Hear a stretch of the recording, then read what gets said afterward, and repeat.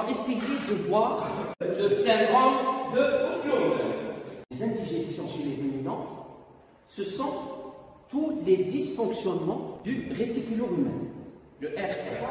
Quand on parle de dysfonctionnement, ça veut dire diminution ou arrêt de toute activité de ce compartiment. Nous avons les indigestions primaires et les indigestions secondaires. Les indigestions primaires, ce sont toutes les indigestions qui touchent directement l'organe, soit au niveau de sa paroi, soit au niveau de son métabolisme biochimique.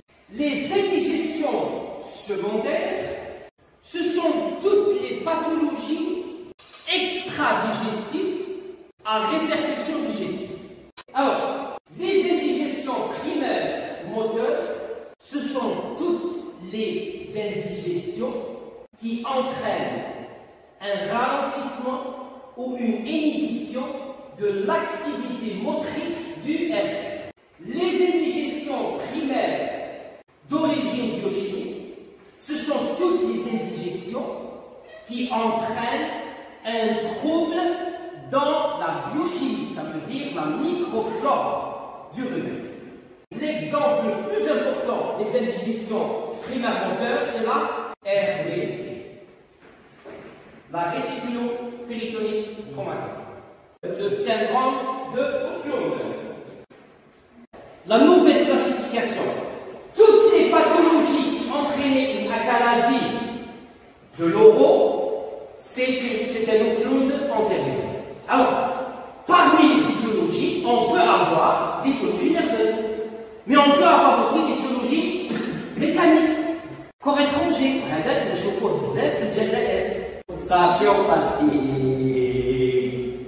d'accord? Et ça donne le même tableau clinique que le syndrome d'O'Flynn. Quelle dominité pour le pilote? On peut avoir aussi soit des corps étrangers intraluminaux, comme on peut avoir une compression externe par un abcès, par une tumeur, par un adénome, par une adénite, un ganglion, et ainsi de suite. Donc, la définition du syndrome de O'Flynn, elle est plus généralisée. Elle n'est pas uniquement due à un trouble au niveau du nerf vague. Parmi les causes, on peut avoir un problème au niveau de la branche ventrale, de la branche dorsale, qui innerve le pylore, un neurone. D'accord? Mais ce n'est pas toujours le cas. On peut avoir des pathologies qui sont extravagantes. Les corps étrangers, les messagers, les corps étrangers intraluminaux, comme les abcès intra au niveau du réseau. D'accord? Une adhérence entre le réseau et le diaphragme lors d'une RTT, il va donner une achalasie de l'oro. Et donc, tous les phénomènes qui vont entraîner une achalasie de l'oro va automatiquement entraîner un syndrome de O'Flynn antérieur. La même chose, toutes les pathologies qui entraînent une achalasie du pylore entraînent un syndrome de O'Flynn postérieur.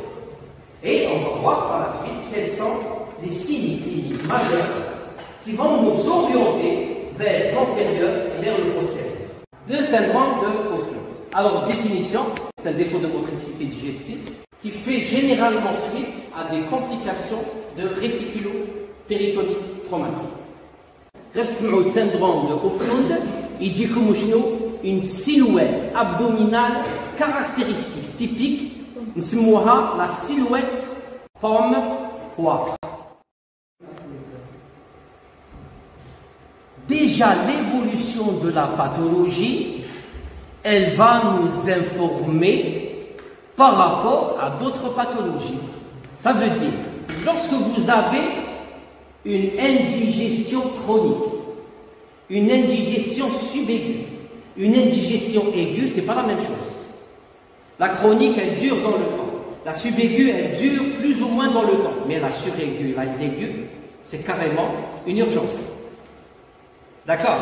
Ça veut dire, si vous avez une urgence de météorisation au niveau du rumen, Ne pensez jamais au syndrome de O'Flynn antérieur. Parce que l'évolution terreau, elle est de type subaigu à chronique. Ça veut dire que le syndrome de O'Flynn, c'est une vache que vous allez revoir à plusieurs reprises pour le même problème. Les rois, la météorisation chronique. C'est une vache, vous allez traiter une météorisation, 2-3 jours après, on vous appelle pour le même motif. Oh, mais elle a mangé, les facteurs alimentaires,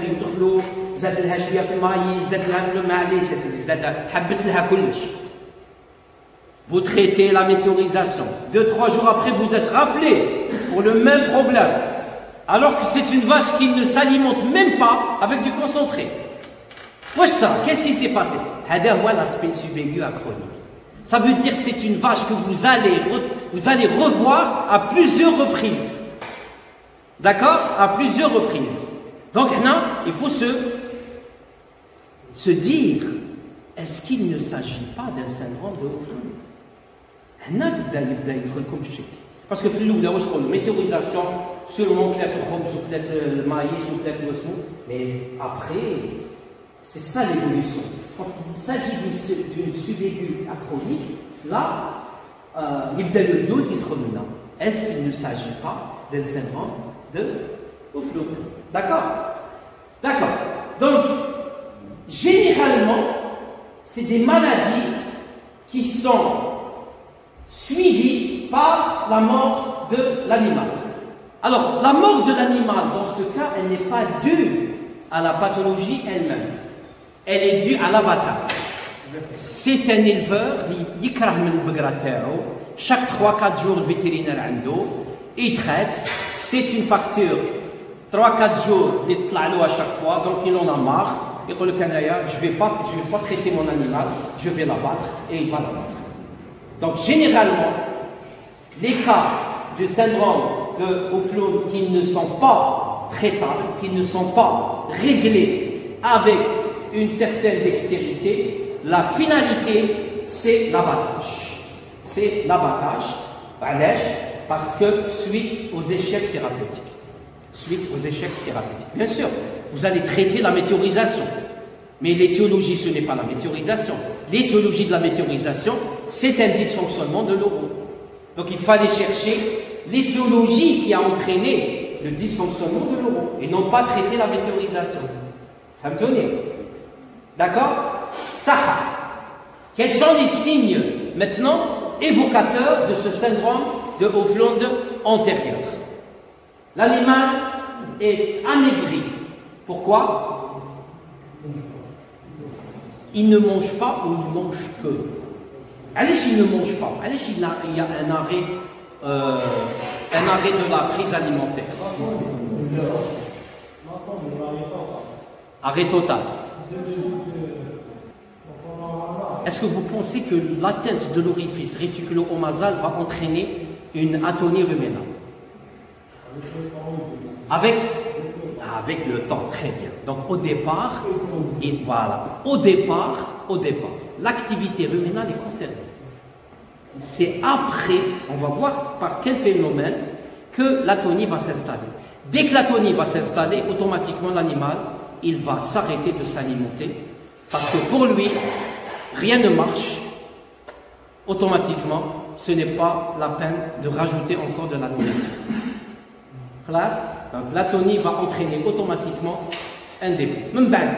La météorisation, elle peut se régler dans les 2 jours. L'animal recommence à s'alimenter progressivement, et vite à chaque fois.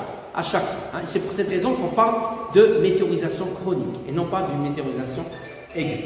Donc, l'animal est amaigri, à l'âge, parce que peu d'appétit, même s'il mange, il ne mange pas à sa faim, il n'y a pas quantité de matière sèche ingérée capable de subvenir à ses besoins, surtout si c'est une vache laitière, et elle produit du lait, donc automatiquement, elle va s'amaigrir.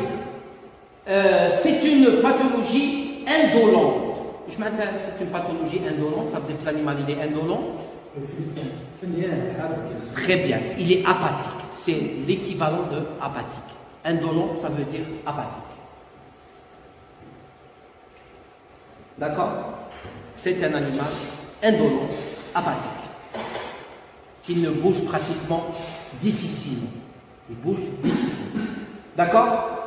Assoiffé avec des fesses sèches. Assoiffé avec des fesses sèches. Normalement assoiffé, il boit beaucoup d'eau.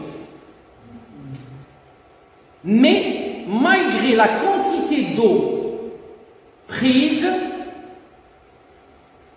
les fesses sont sèches. Là, il y a un paradoxe. Normalement, avec une quantité d'eau qui est prise, automatiquement, qu'est-ce qu'il va y avoir? Il va y avoir un ramollissement des fesses. Dans ce cas bien précis, l'animal est assoiffé, mais les fesses sont sèches. Alors, il est assoiffé pourquoi? Parce qu'il y a une déshydratation qui va s'installer. Mais il y a la déshydratation. Très bien. C'est la formation du troisième secteur. Le troisième secteur, chez les ruminants adultes, la cause principale de la déshydratation, c'est la formation du troisième secteur. وشنو هذا التروازيام سيكتور؟ لي سيكتور اللي نعرفوهم شكون هما؟ صح، عندنا دو. عندنا لو سيكتور اكسترا سيلولير وعندنا لو سيكتور انترا سيلولير. داكور؟ سيكتور اكسترا سيلولير عندنا لو سيكتور somatique et le secteur interstitiel.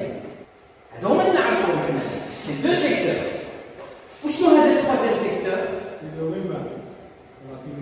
Ça dépend.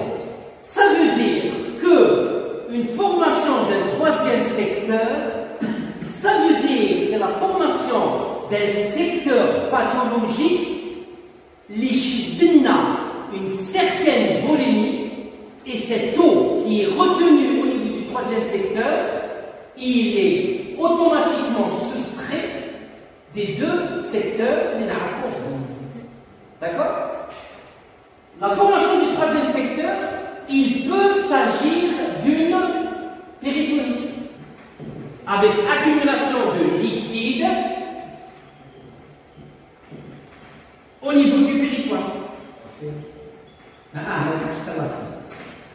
Au niveau du péritoine. Mais il y a du liquide, il y a un milieu extracellulaire. D'accord? Mais il ne participe pas dans la volémie.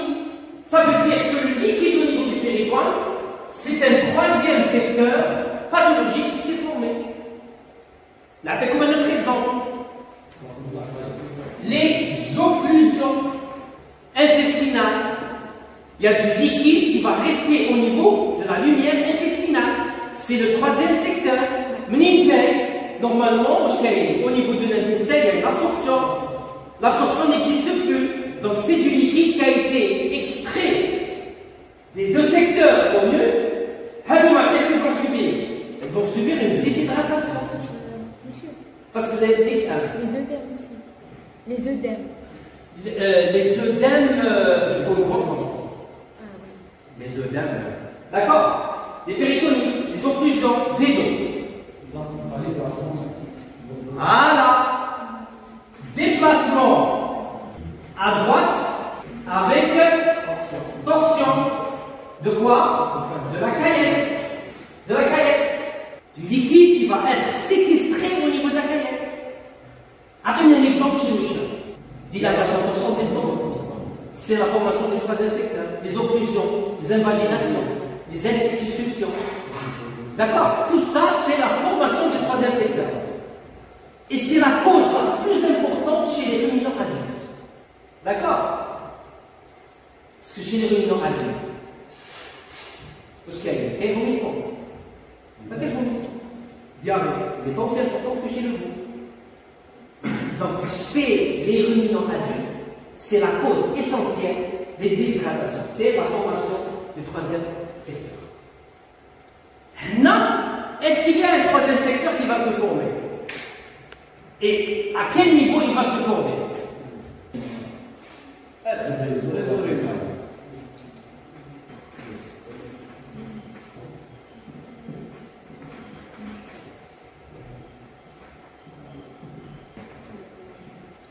C'est au niveau du RR. Parce que normalement, physiologiquement, tous les liquides qui se retrouvent au niveau du RR vont passer au niveau du feuillet. Elles vont passer au niveau de la caillette. Elles vont passer au niveau de l'intestin. Et l'absorption. Donc c'est d'hémodynamique. Mais vu qu'il y a une acalasie au niveau de l'euro, qu'est-ce qu'il va y avoir? Il va y avoir accumulation de liquide au niveau du RR. Et donc les liquides anormaux, ils ne vont plus participer dans l'hémodynamique. Sur le plan général, qu'est-ce qu'on aura? On aura une déshydratation. D'accord? Une déshydratation. Ok? Et dans ce cas, qu'est-ce qu'il va y avoir? Il va y avoir augmentation progressive des liquides au niveau du RR. Parce que nous, on a dans un premier temps, le remède continue son fonctionnement. C'est-à-dire la fermentation continue, la motricité continue, et ainsi de suite. Donc les liquides caillés, ils vont s'accumuler, ils vont s'accumuler, ils vont s'accumuler, mais ils ne pourront jamais partir vers le feuillet et vers la caillette. Ils vont s'accumuler au niveau du RR. Classe, on a une question qui va être posée. Quel est le type de déshydratation? Global. À l'âge global. Les deux, c'est global. C'est l'intra et l'extracellulaire. Alors, pourquoi elle est globale? Qu'est-ce qui fait que la déshydratation soit globale? Pour avoir une déshydratation globale, l'eau doit sortir de l'extracellulaire et l'eau doit sortir de l'intracellulaire. D'accord? Ok? Bon. L'eau qui est sortie de l'extracellulaire, c'est la séquestration de l'eau au niveau du troisième secteur. D'accord? Au niveau du secteur extracellulaire, comment va être l'osmolarité? C'est une perte d'eau plus que d'électrolytes. Ça veut dire qu'on va avoir un secteur extracellulaire plus concentré ou moins concentré? Ça aide. Plus concentré en quoi? En sodium, exactement. D'accord? On va parler d'hypertonicité. Agda? Hypertonicité. Classe, par rapport à quoi? Par rapport au milieu intracellulaire, qui lui, dans ce cas, devient hypotonique. Par rapport au milieu extracellulaire. Il a perdu beaucoup d'eau, donc les éléments figurés, le sodium, le potassium, ils vont se concentrer. Ça va donner de l'hyperosmolarité. L'osmose au chipol dans ce cas, c'est le passage du moins vers le plus. Et donc, non seulement une déshydratation extracellulaire, mais une déshydratation intracellulaire. C'est l'intra-extra. C'est la globale. Pourquoi on a dit ça? Parce que parmi les signes, nous avons une soif intense. La soif, c'est un signe je parle de terme pathognomonique. La soif, ça veut dire que la cellule est déshydratée. Parce que c'est la cellule qui va demander de l'eau. D'accord? Lorsque la cellule est déshydratée, il y a de la soif. Je fais un soif. Dès que l'animal est en soif intense, a affecté la déshydratation intracellulaire. Dans ce cas, c'est une intracellulaire, extracellulaire, c'est la globale. D'accord? C'est la globale. Faire une soif intense, c'est bon? Dès qu'il sèche, il n'y a pas d'eau qui arrive au niveau de l'intestin. Et donc, c'est des sels c'est des matières fécales qui vont se dessécher. Il n'y a pas d'eau qui arrive. C'est l'équivalent d'un animal qui ne boit pas beaucoup. Il a une vache qui ne boit pas beaucoup, où elle a des fesses en crottin de cheveux. On a également d'eau. D'accord? Dans ce cas, il n'y a pas d'eau qui arrive au niveau du duodénum suite à l'achalasie de l'euro. L'euro تغلط. خلاص فهمنا؟ C'est bon? Donc la soif venue, les matières sèches, les fesses sèches, نعرفوهم منين. La température végétale reste normale. Qu'est-ce qu'on fait? La température dans ce cas reste normale. C'est un diagnostic différentiel très important avec qui? Avec la RPT. La RPT, c'est un phénomène infectieux. C'est la pénétration d'un corps étranger à travers la paroi du réseau, et donc il y a des germes qui vont s'accumuler et on aura un processus infectieux. C'est pour cette raison que la RPT, surtout la forme aiguë, nous avons une hyperthermie qui va s'installer. Elle est légère, mais elle existe. Non, il n'y a pas d'hyperthermie. Dans le syndrome de Koufoud, il n'y a pas d'hyperthermie. D'accord? Donc la température reste normale. Le humain peut voir pas du tout.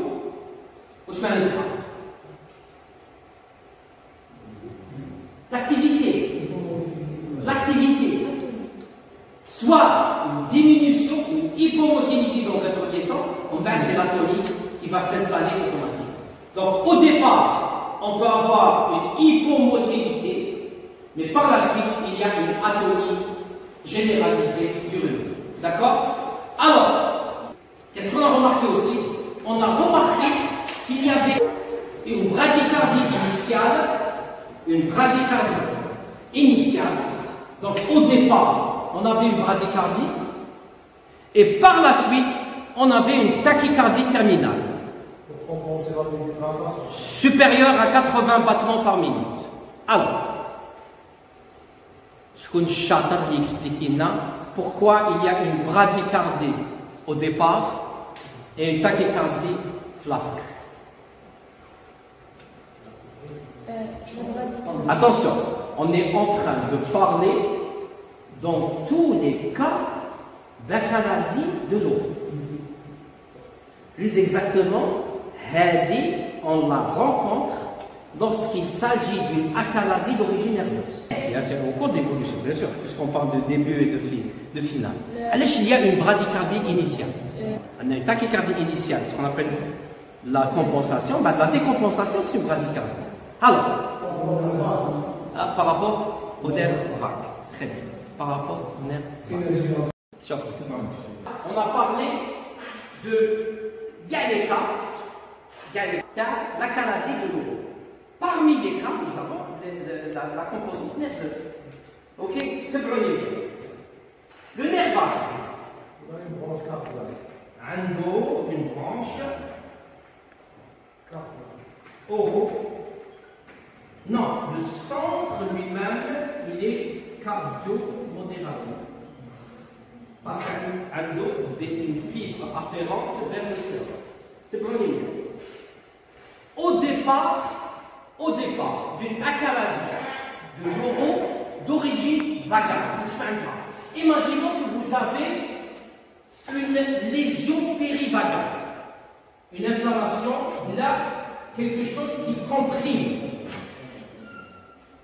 le nerf vague. Au départ, le nerf vague, quand il est comprimé, est-ce que c'est une inhibition ou une excitation? C'est une excitation. Au départ, c'est une excitation. Ok? Il est stimulé par cette compression. Quand on stimule le nerf vague, qu'est-ce qu'on... Il est cardio-modérateur, il n'est pas cardio-accélérateur. Donc, par effet réflexe, l'excitation dans le centre, qui est une région cardiaque, elle va donner une bradycardie initiale. Au départ, l'excitation. Même d'ailleurs, qu'est-ce qu'elle va entraîner? Elle va entraîner une lésion au niveau du nerf vague.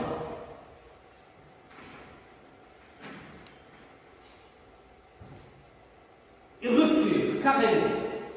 Qu'est-ce qu'elle va donner? Excitation ou une inhibition? Une inhibition.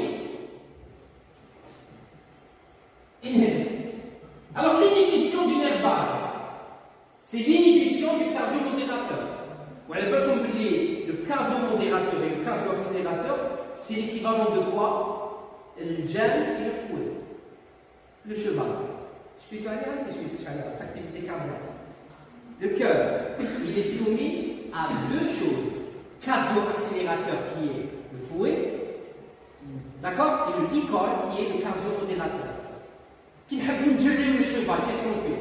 On le gel, ok? Il va s'accélérer. Le cas contraire, et on tire sur le dicol, sur le gel. C'est la même chose. Donc, il y a l'inhibition de la branche gastrique par effet réflexe va inhiber le centre cardiomodérateur. Si le centre cardiomodérateur est inhibé, c'est le centre cardio-accélérateur qui est stimulé.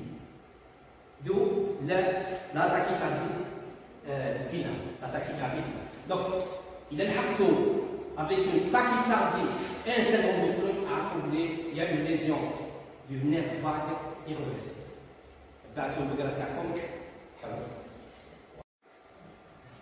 Comment on appelle cette silhouette? Pomme, poire. Pomme, poire. Alors, là, je vous pose la question. D'après vous, d'où vient cette silhouette pomme, poire? À gauche, c'est qu'est-ce qui s'est passé au niveau du rhume? C'est du liquide au niveau du rhume. Si on suit le raisonnement cardiaque, attendez la stratification du rumen, la partie ventrale, c'est liquide. Après, la partie moyenne, bon fourrage. La partie supérieure, c'est le dôme gazeux. C'est bon? Donc, d'après votre camarade, elle parle de accumulation de liquide. Ça veut dire que la partie des liquides vers le bon fourrage. Dans ce cas, la distension muscule.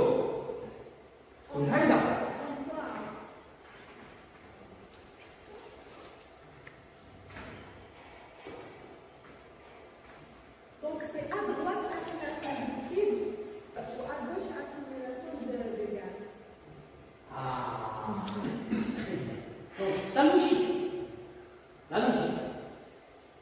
Qui s'en a pomme. Ça veut dire que ce n'est pas uniquement les liquides à gauche. Il y a les liquides et il y a les gaz. Les gaz, ils sont l'accumulation de gaz est due à quoi? Il n'y a pas de motricité secondaire.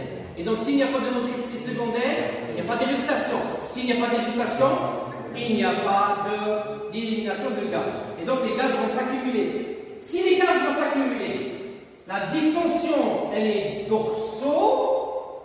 Les liquides vont en grande quantité, on aura une distension dorso-ventrale. C'est la forme. Là, c'est la forme. Est-ce que les gaz vont s'arrêter? Les gaz, est-ce qu'ils vont s'arrêter? C'est-à-dire qu'on aura une petite quantité de gaz qui va être emprisonnée au niveau du dôme gazeux, mais elle n'arrivera jamais au stade de gaz méthorisation très importante. Si elle arrive, pourquoi? Parce qu'il y a un arrêt des phénomènes biochimiques qui va s'installer. Et donc, la fermentation va s'arrêter, les gaz vont s'arrêter. Là, c'est pour vous dire que l'aspect pomme, ne va pas au-delà de l'aspect forme. Mais plage bombée, qui m'a la météorisation gazeuse.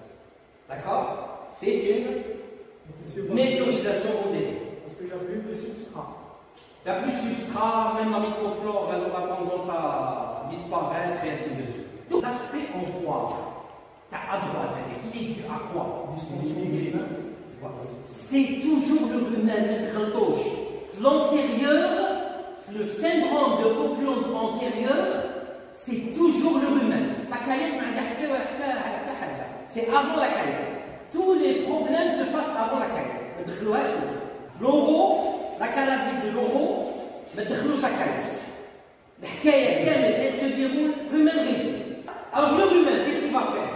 Qu'est-ce qu'il va faire? L'accumulation de liquide. D'accord? Est-ce que le rumen peut se distendre à gauche? À l'est. Il touche la cavité abdominale. Il y a la paroi abdominale qui le gêne. La paroi abdominale est à gauche. Mais à droite, il peut se distendre. Il peut repousser la caillette, les intestins.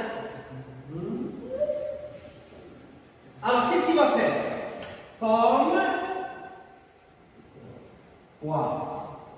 C'est ce qu'on appelle un rumen en L.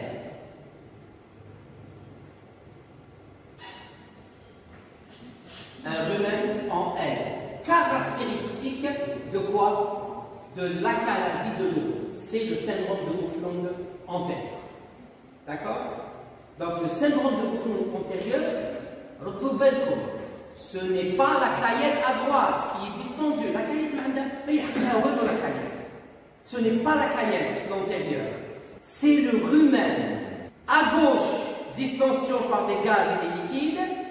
Là, il n'y a pas assez d'espace pour que le rumen se distend à gauche. Oui, il ira à droite. Il a plus d'espace. Et donc, il va former ce qu'on appelle un rumen en L. C'est caractéristique de ce qu'on appelle une silhouette pomme-poire. Ça prend tout le temps nécessaire tant que l'oro n'a pas été réglé. Tant que nous ne fonctionnons pas, il te rend de la distance. Ok? Même il y a des troubles hémodynamiques qui vont s'installer. La déshydratation, il ne faut pas l'oublier. Ok? Donc, d'où vient l'aspect pompoire antérieur? C'est la distension du rumen. Ou la caillette. Il faut faire très attention. D'accord? Distension du rumen au niveau du flanc gauche et de la partie inférieure du flanc droit. C'est un rumen qui est en N. Profil et en pomme-poire. Chez les ruminants, l'aspect de la silhouette abdominale est un examen très très important qui peut nous aider dans l'orientation de plusieurs pathologies. On va le voir. Hein. Les diagnostics différentiels, les silhouettes. La météorisation gazeuse qui fait cône, la météorisation spumeuse qui fait cône, l'hydropésie des enveloppes fœtales qui fait cône, et ainsi de suite. Donc, à partir de la CLH, c'est comme l'inspection de loin. L'inspection de loin. Il faut se mettre en arrière à 3/4 et voir l'animal. Il faut le voir. Et en le voyant, qu'est-ce qu'on fait? On compare une silhouette abdominale. Pompoire. Pompoire. C'est grand mouvement. نشوفوا comment نفرقوا ما بين le syndrome de O'Flynn de postérieur et le syndrome de O'Flynn antérieur. Ok? Mais la silhouette, elle est très très importante. Alors, continuons toujours dans les signes. La palpation-pression du flanc gauche du rumen, qu'est-ce qu'elle va donner? Palpation-pression. Tu veux que je te dise la palpation-pression? Par le point. Très bien. D'accord? La palpation-pression du rumen chez le ruminant, c'est par le point. Ok? Alors, qu'est-ce qu'elle va donner comme information? Absence de stratification. Allez. Liquide, c'est les liquides qui vont prendre le dessus. classe. L'activité, c'est uniquement des liquides qui vont s'installer au niveau du rumen. Il n'y a ni dents gazeux, ni rien du tout. Vous allez avoir le rumen rempli de liquide. Ok? Alors, contenu abondant liquide. Contenu abondant liquide. Ce qui va automatiquement donner quoi? L'absence de stratification. L'absence de stratification. Allège. Parce que physiologiquement, la palpation-pression, dans les cas physiologiques, qu'est-ce qu'elle va donner? Elle va donner les 3 stratifications. C'est-à-dire au niveau du dôme gazeux, palpation-pression.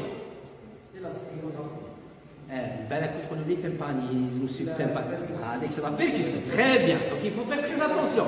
La palpation-pression, le dôme gazeux, c'est élastique, c'est du gaz. Le beau là. La moyenne, pâteux. Tahta, ferme. Ferme parce que c'est du liquide. Donc, c'est la stratification. Donc, le dôme gazeux, pâteux, élastique, pâteux, ferme. Classe, le syndrome de Hoflunder antérieur, il y a absence de tout ça. Et on va avoir Shekwa Mamra Ben. C'est de l'eau, carrément.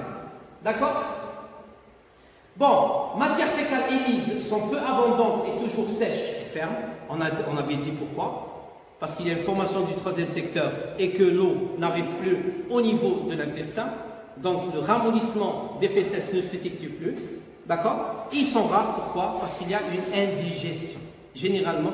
Et là, j'attire votre attention.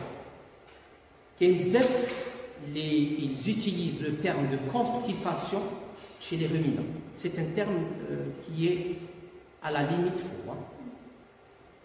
La constipation n'existe pas chez les ruminants. C'est l'indigestion. Il n'y a pas de la constipation comme on a chez les monogastriques. Chez les monogastriques, il y a une constipation qui est due à plusieurs facteurs, mais surtout, c'est des facteurs qui vont toucher l'intestin. Chez les ruminants, les problèmes qui vont toucher l'intestin, ils vont donner ce qu'on appelle l'arrêt du transit. Ce n'est pas une constipation. C'est carrément des fesses inexistantes. C'est ce qu'on appelle le signe du bras positif. Avec du mucus. Mais ne cache même pas des selles. Vous êtes devant un cas d'une occlusion ou d'une obstruction intestinale. D'accord? Voilà. Chez les ruminants, la constipation, à la limite, elle n'est pas juste. À la limite, elle n'est pas juste. Donc, les gens qui utilisent des laxatifs à des fins de lubrifier les selles chez les ruminants, c'est pas. Ce n'est pas le même mécanisme. L'huile de paraffine, par exemple. J'ai vu des praticiens qui utilisent l'huile de paraffine et pour un effet laxatif. Non, ce n'est pas la même physiologie digestive. L'huile de paraffine, oui, était un des ruminants. Et le rumen, qu'est-ce qu'il va faire au niveau du rumen? Il ne va rien faire. Parce qu'il augmente l'osmolarité. C'est un effet laxatif osmotique. D'accord? C'est comme ça qu'il a un effet laxatif chez les monogastriques. Il a l'intestin, il va ramollir les fesses, il va les remplir d'eau, les khorjo. Mais chez les ruminants, qu'est-ce que le rumen? Il ne va rien faire.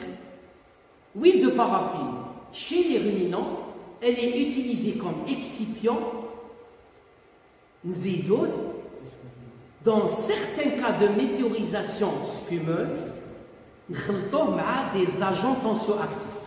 C'est la seule utilisation de l'huile de paraffine chez les ruminants. D'accord? Donc l'huile de paraffine chez les ruminants n'a pas d'effet laxatif. Chez le cheval, oui. Chez le chien, oui. Chez le chat, oui. Chez l'humain, un effet laxatif. Mais chez les ruminants, le métabolisme il est carrément différent. D'où, allez, je peux te dire que la constipation chez les ruminants, elle est à la limite de... j'aime pas l'utiliser, le terme constipation. Puisque ce n'est pas la même physiopathologie, la constipation. D'accord? Parce que le rumen, c'est le secteur le plus important. Si le rumen marche, tout marche. Même les intestins. Si le rumen s'arrête, tout s'arrête, même les intestins. Donc ce n'est pas vraiment une constipation dans le vrai sens du terme. D'accord? Donc, Hadi sur le plan clinique. Hadi, tout ça c'est sur le plan clinique. Donc sur le plan clinique, on a vu les différents signes qu'a le syndrome de O'Flynn antérieur. Essayons de voir maintenant quelles sont les étiologies qui peuvent entraîner ce trouble de l'euro.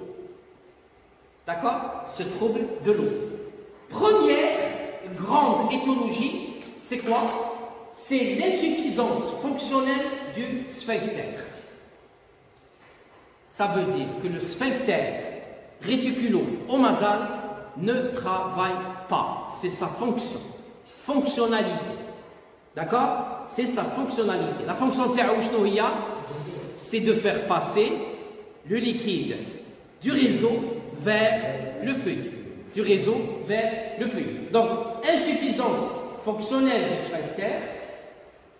Parmi les causes qui peuvent entraîner cette insuffisance fonctionnelle du sphincter, nous avons les lésions obstructives, les obstructions de l'euro. Les obstructions de l'euro peuvent être pariétales ou intraluminales. Donc, elle est pariétale ou intraluminale, donc au niveau de la paroi elle-même ou bien au niveau de la lumière. Au niveau de la paroi, ça veut dire qu'il y a une néoformation ou bien une formation à l'intérieur de la paroi de l'euro. C'est les abcès, c'est les tumeurs. D'accord? L'intraluminal, c'est les corps étrangers. Au Qunaf Jazair al-Habiba, le corps étranger le plus important, c'est quoi? Sachiyat Kamni. Et on le D'accord? Donc, les lésions obstructives, telles que les tumeurs, les processus infectieux localisés, c'est des abcès, oui, et les corps étrangers. D'accord? Les corps étrangers. Donc, on a, fait le Jazair, c'est surtout des sacs en nylon. Sachiyat Koula. Non, non, non. Des fois, il connaît une suspicion après tant d'années d'expérience ou ça. Tous les tfiqlhom une ruminotomie tous les cordes avec sachet. Tellement le brassage il s'est fait d'une corde en nylon. Qu'est-ce qu'il a fait le corde? Non, c'est sachet, pour sachet, pour sachet, pour sachet, torsadé, incroyable. Tu vois, comme si que quelqu'un très humain il a tissé avec la corde. Alors que initialement c'était des sachets en nylon ingérés avec l'alimentation. D'accord? Ingérés avec l'alimentation. Ça c'est ce qu'on appelle l'insuffisance fonctionnelle du sphincter due à des lésions obstructives, soit pariétales, soit intraluminales. Les corps étrangers c'est intraluminal. Les tumeurs et les abcès c'est pariétal, c'est au niveau de la paroi. D'accord? Comme on peut avoir aussi des lésions compressives. Non, ce n'est pas intraluminal, c'est extraluminal. Compressif par quoi? Par des tumeurs ou des abcès. Donc vous voyez que toutes les étiologies qui entraînent un dysfonctionnement de l'euro, c'est un syndrome de O'Flynn antérieur. Surtout, ce n'est pas uniquement le nerf vague. Donc le nerf vague, il intervient.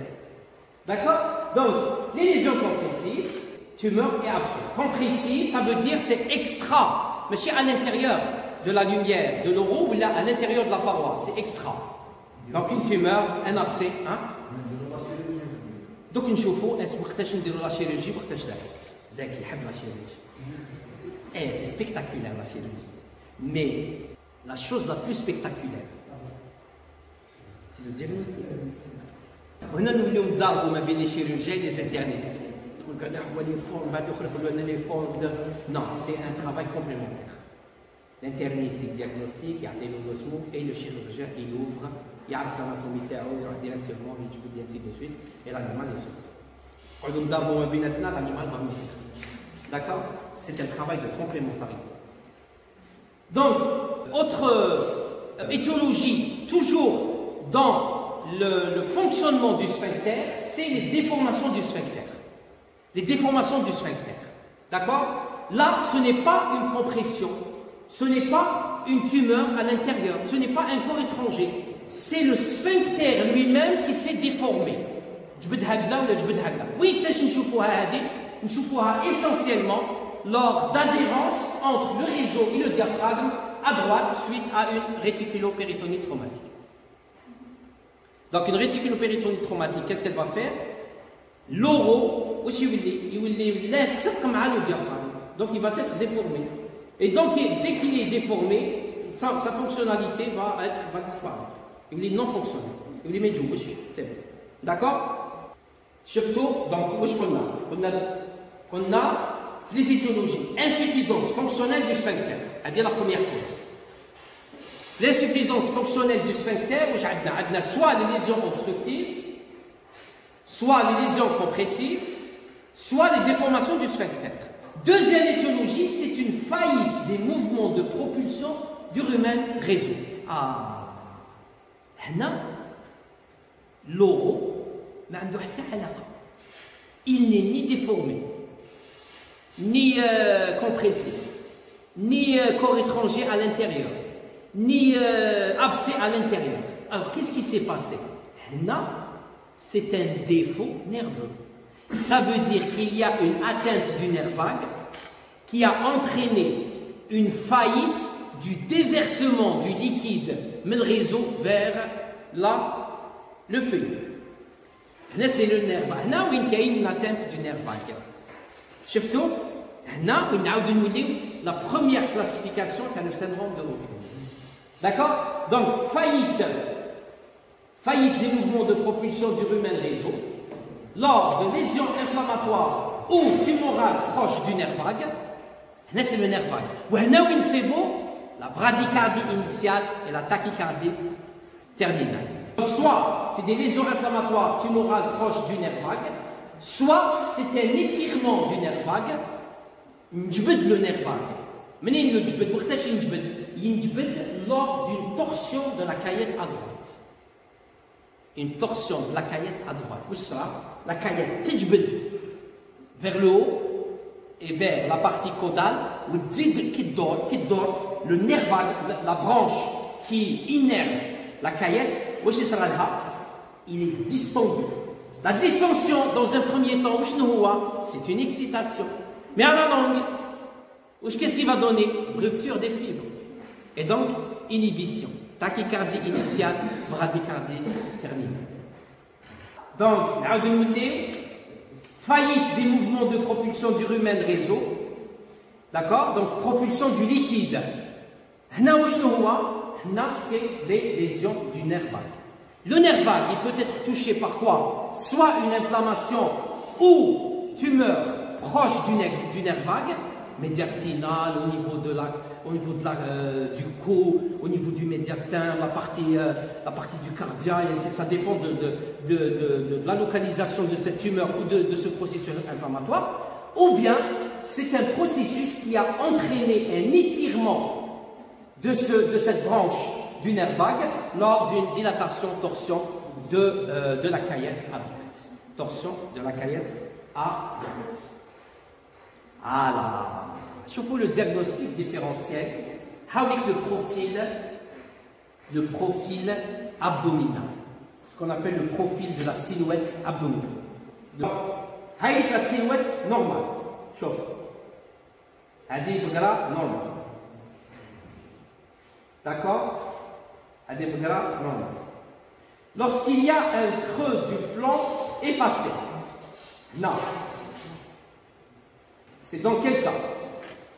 Creux du flanc effacé. Météorisation. Météorisation. Légère météorisation gazeuse.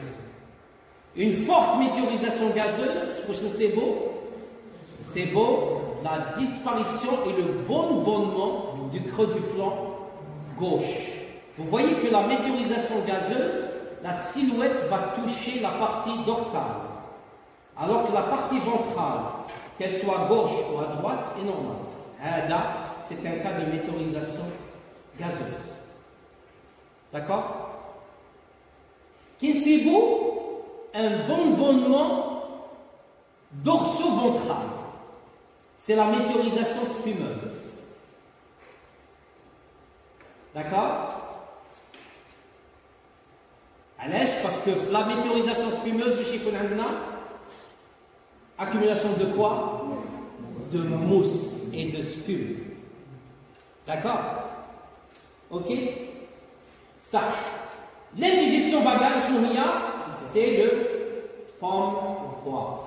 Pomme-poire. Donc vous voyez que la silhouette abdominale, le diagnostic, elle peut nous orienter vers la pathologie de la rectale. C'est très important, ne négligez jamais la silhouette. Ne négligez jamais la silhouette abdominale.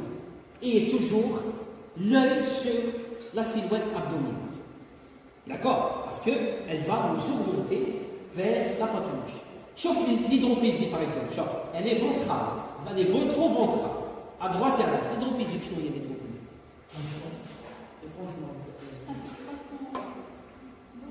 L'hydroplésie, c'est moi, gestation, c'est une pathologie gestationnelle. Caractérisée par quoi? L'accumulation de liquide au niveau des membres. Accumulation de liquide au niveau des membres. Et due à quoi? Elle est due à quoi? Non, emphysème, c'est autre chose. Alors, l'hydroplésie fœtale, c'est une accumulation exagérée de liquide fœtal entre les trois parois du fœtus. Elle est due à quoi? Un dysfonctionnement hydrique. Parce que les liquides, c'est des liquides qui sont résorbés et reformés. D'accord? Ça, c'est l'allantoïde ou l'amnios ou l'allantoïde. L'hydroplésie des enveloppes fœtales, qu'est-ce qui s'est passé? L'accumulation est due à une non-résorption et formation continue de ce liquide fœtal. Il y a une grande quantité, normalement, la mère, voilà, la mère, elle reprend les liquides, elle fait évacuer les déchets, et ainsi de suite. Il y a une hémodynamique qui s'installe entre la mère et le fœtus. Dès qu'il y a un problème, on va nous chauffer les étiologies, il peut s'agir d'un problème infectieux, d'un problème métabolique, d'un problème hormonal, et ainsi de suite. Donc, qu'est-ce qu'elle va faire? Elle va donner une accumulation accrue de liquide au niveau de la matrice. Ce qui va donner quoi? Une distension de la matrice du côté ventral, à gauche et à droite. Caractéristique des hydroplésies. Hein? Généralement, il a fait parce que quand il y a une dystocie et une mort de l'animal automatiquement. J'ai assisté à une hydroplésie fœtale du 8e mois sans exagérer. Ben là qu'on a récolté la matrice.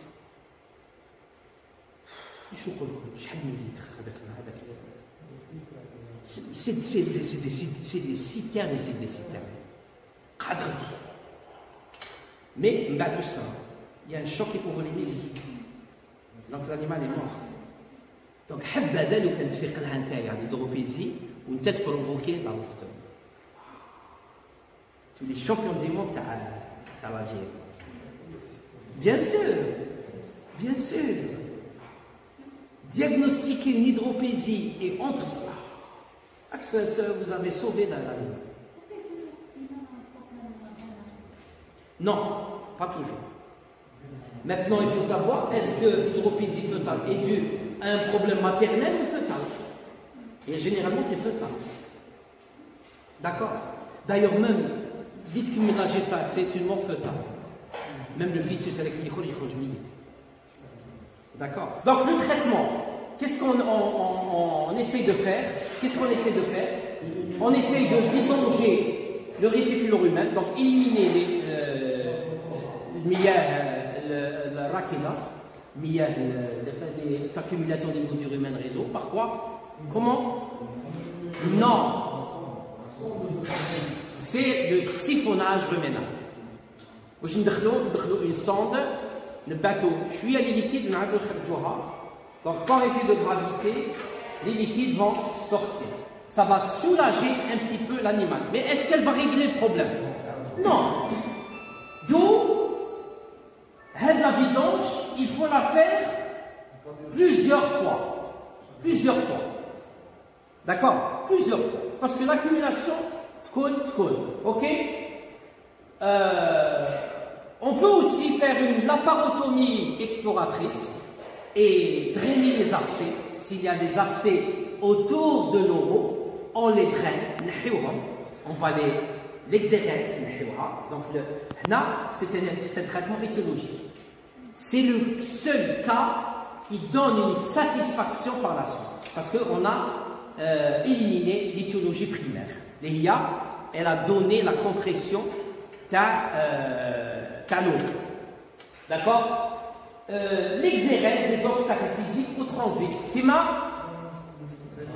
m'a les sachets en nylon. Donc, n'avez comme un conseil. Devant un cas de syndrome de Hoflund, n'hésitez jamais à faire une laparotomie exploratrice et une ruminotomie. Mettre à la fauche.